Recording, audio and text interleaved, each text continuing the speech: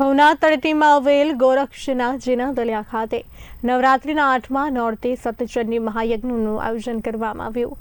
માતાજીને 1000થી વધુ કમલના ફૂલ ચડાવવામાં આવ્યા હતા। ગૌ બ્રાહ્મણનું કલ્યાણ થાય, વિશ્વ કલ્યાણ થાય અને તેમજ દેશભરમાં શાંતિનો માહોલ રહે તેને લઈને દર વર્ષે માતાજીના અનુષ્ઠાન મહંશ્રી દ્વારા કરવામાં આવે છે। આવતીકાલે નવદુર્ગા માતાજીઓને ગૌરણી તરીકે પૂજન કરી પ્રસાદ લેવડાવી ભેટ પૂજા આપીને દશેરા દિવસે માતાજીનું હવન કરી નવરાત્રિ મહોત્સવની પૂર્ણાહુતિ કરવામાં આવે છે। પવિત્ર એવા શારદીય નવરાત્રિ મહોત્સવમાં આજરોજ ભવનાથ ખાતે ગોરક્ષનાથજીના દલીચામાં શ્રી સતચંડી મહાયજ્ઞનો પ્રયોગ ચાલુ છે।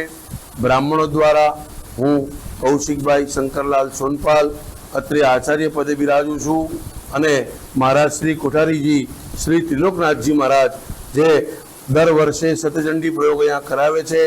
ગૌ બ્રાહ્મણનું પ્રતિપાલક થાય અને બધા જ સેવક સંતોનું જે છે કલ્યાણ થાય, વિશ્વનું કલ્યાણ થાય એ ભાવનાથી આ યજ્ઞ કરવામાં આવે છે।